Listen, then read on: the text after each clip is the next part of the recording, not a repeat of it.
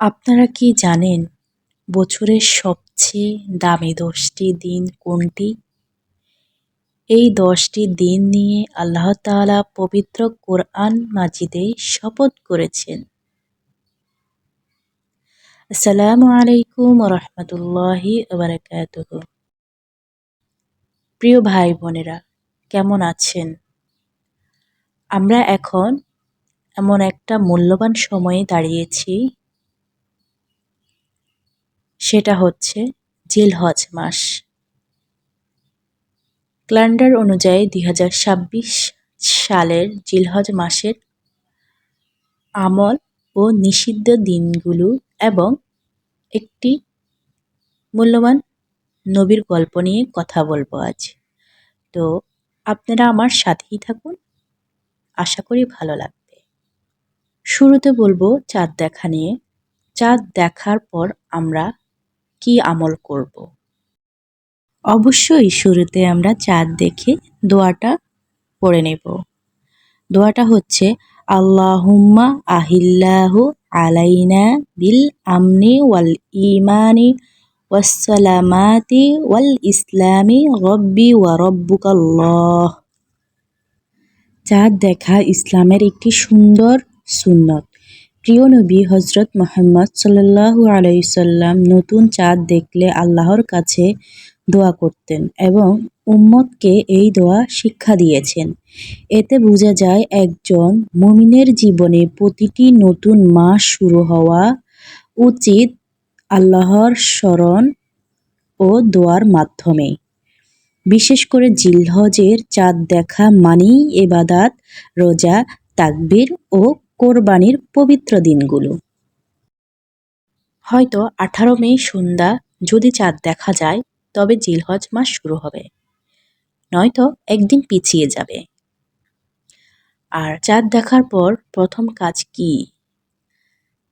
যারা কোরবানি করবেন তাদের জন্য প্রথম আমল হলো জিলহজের চাঁদ ওঠার পর থেকে কোরবানি করা পর্যন্ত নখ, চুল বা শরীরের কোনো পশম না কাটা। কেন কাটবেন না? হ্যাঁ, এটি মূলত হাজিদের সাথে একান্তভাবে প্রকাশ করা হয়েছে। নবী করিম সাল্লাল্লাহু আলাইহি সাল্লাম বলেছেন, যারা সামর্থ্য না থাকায় হজে যেতে পারে না, তারা যদি নখ চুল না কেটে ঈদের দিন পরিষ্কার হন তবে আল্লাহ তাদের পূর্ণ হজের সওয়াব দান করবেন। সুবহানাল্লাহ। রোজা রাখার বিশেষ দিনগুলো কি কি? হ্যাঁ, ছবিতে দেখুন 19শে মে থেকে 27শে মে পর্যন্ত মোট 9টি রোজার কথা বলা হয়েছে। নবী করিম সাল্লাল্লাহু আলাইহি সাল্লাম জিলহজের প্রথম 9 দিন রোজা রাখতেন। তবে সবচেয়ে গুরুত্বপূর্ণ হলো 27শে মে, মানে 9 জিলহজ, অর্থাৎ আরাফার দিনের রোজার কথা বলা হয়েছে। আরাফার রোজার ফজিলত কি? হ্যাঁ, এই একটি রোজা আপনার বিগত 1 বছরের এবং আগামীর 1 বছরের গুনাহ মুছে দিবে। কখন রোজা রাখা হারাম, মানে নিষেধ করা হয়েছে? ইসলামে বছরের 5টি দিন রোজা রাখা হারাম। তার মধ্যে 4টি দিনই এই জিলহজ মাসে। 28শে মে ঈদের দিন এবং তার পরবর্তী 3 দিনই অর্থাৎ 29, 30 ও 31 মে রোজা রাখা সম্পূর্ণ হারাম। এই দিনগুলোকে বলা হয় আয়ামে তাশরিফ। এইগুলো হলো আল্লাহ তাআলার মেহমানদারির দিন। এই দিনগুলোতে আমরা পানাহার করব এবং আল্লাহর জিকির, তাকবীরে তাশরিফ করব।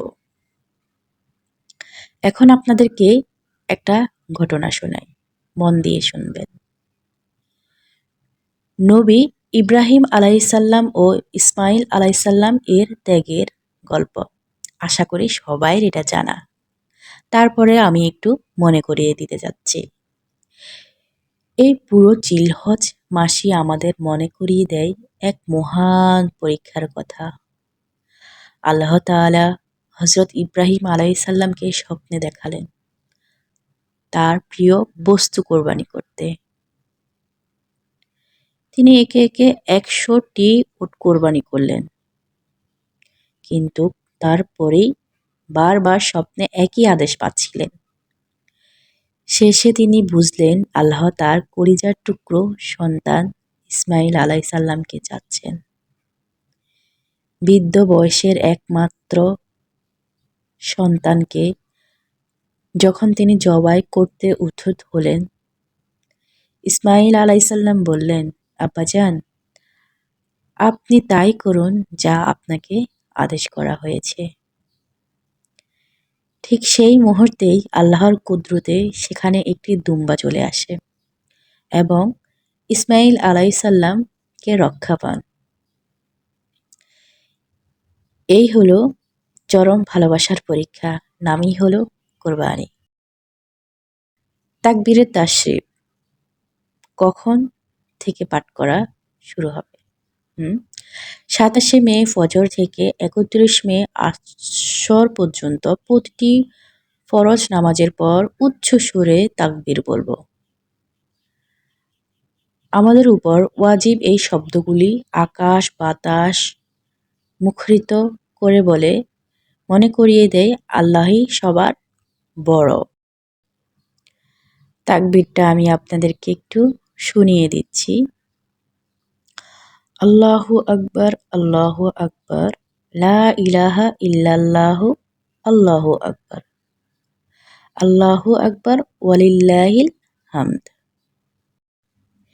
এই তাকবীর আমরা ২৭শে মে ফজর থেকে ৩১শে মে আসর পর্যন্ত প্রতিটি ফরজ নামাজের পরে উচ্চ সুরে আমরা তাকবীরটি পড়ার অবশ্যই চেষ্টা করব ইনশাআল্লাহু তাআলা।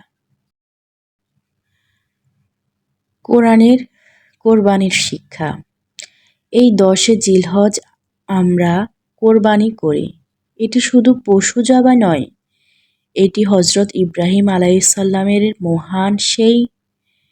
মহান ত্যাগের স্মৃতি, যেখানে তিনি আল্লাহর সন্তুষ্টির জন্য নিজের প্রিয় পুত্র ইব্রাহিম আলাইহিসসালামকে কোরবানি করতে প্রস্তুত হয়েছিলেন। কোরবানি আমাদের শেখায় আল্লাহর হুকুমের সামনে নিজের অহংকার আর চাওয়া পাওয়াকে বিসর্জন দেওয়া। এখন বলবো আরাফার দিনের দোয়া নিয়ে কিছু কথা। বন্ধুরা, ৯ জিলহজ অর্থাৎ আরাফার দিন হলো বছরের শ্রেষ্ঠ দিন। এই দিনে আল্লাহ তাআলা বলেছেন সবচেয়ে বেশি মানুষকে জাহান্নাম থেকে মুক্তি দেন। আর এই বিশেষ দিনের জন্য স্বয়ং বিশ্বনবী সাল্লাল্লাহু আলাইহি সাল্লাম একটি শ্রেষ্ঠ দোয়ার কথা বলেছেন, যা আমি আপনাদেরকে শিখিয়ে দিচ্ছি। লা ইলাহা ইল্লাল্লাহু ওয়াহদাহু লা শারীকা লাহু লাহুল মুলকু ওয়া লাহুল হামদু ওয়া হুয়া আলা কুল্লি শাইইন কদির। এটার অর্থটা আমি একটু ব্যাখ্যা করি। আল্লাহ ছাড়া কোনো উপাস্য নেই, তিনি একক, তার কোনো শরীক নেই, রাজত্ব একমাত্র তারই এবং সকল প্রশংসাও তারই। তিনি সব কিছুর উপর ক্ষমতাশালী। রাসূল সাল্লাল্লাহু আলাইহি সাল্লাম বলেছেন, শ্রেষ্ঠ দোয়া হলো আরাফার দিবসের দোয়া। আর আমি এবং আমার পরবর্তী নবীগণ যে শ্রেষ্ঠ দোয়াটি পাঠ করেছে তা হলো এই দোয়াটি। চিন্তা করে দেখুন, শুধু আমাদের নবী নন, হযরত ইব্রাহিম আলাইহিসসালাম থেকে শুরু করে পরবর্তী সকল নবী এই দোয়াটি পছন্দ করতেন। কারণ এই ছোট একটি বাক্যের মাধ্যমে আল্লাহর একাত্মবাদ বা তাওহীদের পূর্ণ স্বীকৃতি দেওয়া হয়। আরাফার ময়দানে যখন লক্ষ লক্ষ হাজী এই দোয়াটি পড়েন, তখন পুরো আকাশ বাতাস যেন আল্লাহর মহিমায় কেঁপে ওঠে। যারা আমরা বাড়িতে থাকব তারাও যেন সারা দিন জিকির হিসেবে এই দোয়াটি বারবার পাঠ করি। তো বন্ধুরা, আমার এই আলোচনাটা আপনাদের থেকে কিরকম লেগেছে? জানি আপনারা আমার থেকে বেশি জানেন, বেশি বোঝেন। আমি যতটুকু জানি আপনাদেরকে বোঝানোর চেষ্টা করেছি। তো নিজেরাও আমল করবেন, আপনার পার্শ্ববর্তী আপনার ফ্যামিলির লোকজনকেও আমল করার চেষ্টা করবেন। তো আজ ভালো থাকুন। এই পর্যন্ত। আল্লাহ হাফেজ।